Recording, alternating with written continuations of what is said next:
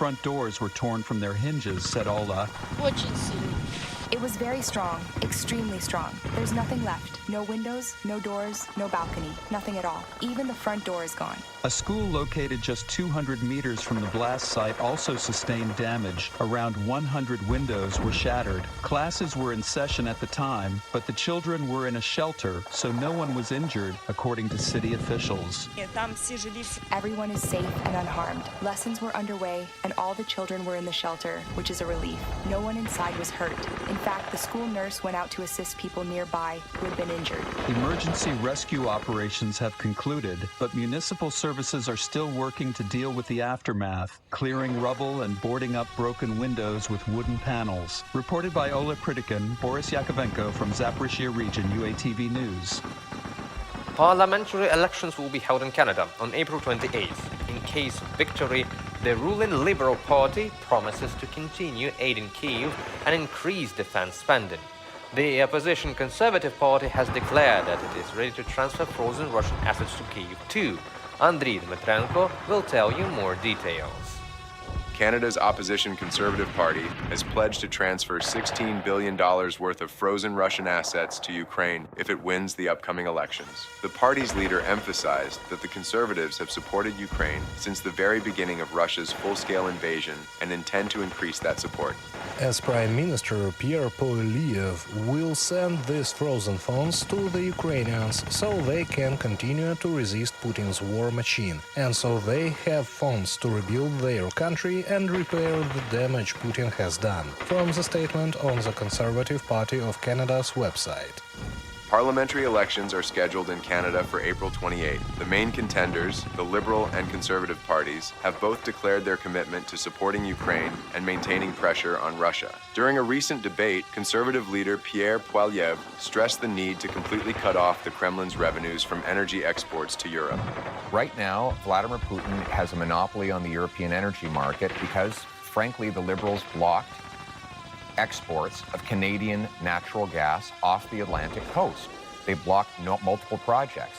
I would rapidly approve those projects on national security grounds so that we can actually ship Canadian natural gas over to Europe, break European dependence on Putin, defund the war, and turn dollars for dictators back into paychecks for our people.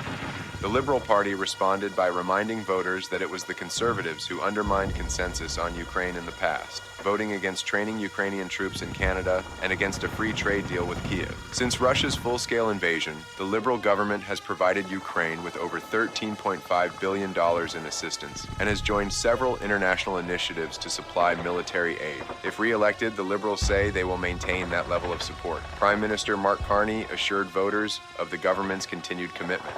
Canada has been a steadfast ally, and Canadians have stepped up, welcoming Ukrainians into their homes and supporting them in other ways.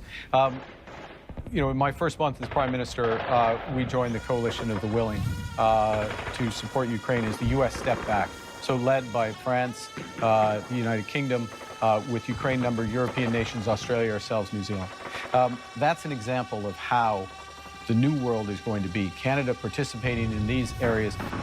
Since the start of Russia's full-scale invasion, Canada has provided Ukraine with $4.5 billion in military aid. This included 777 howitzers, artillery shells, anti-aircraft missiles, and Leopard tanks. In 2024 alone, Ottawa sent a $300 million NASAMS air defense system, 10 LAV 6.0 armored vehicles, and invested nearly $2.2 million in Ukrainian-made drones. According to experts, Canada could do more, but its defense spending currently stands at only 1.4% of GDP. During the presentation of his election program, Mark Carney pledged to raise defense spending to 2% of GDP by 2030 and emphasized the importance of deeper defense cooperation with Europe. To secure our nation over the long term, we have to do much more. We need to rebuild, rearm, and reinvest in the Canadian Armed Forces.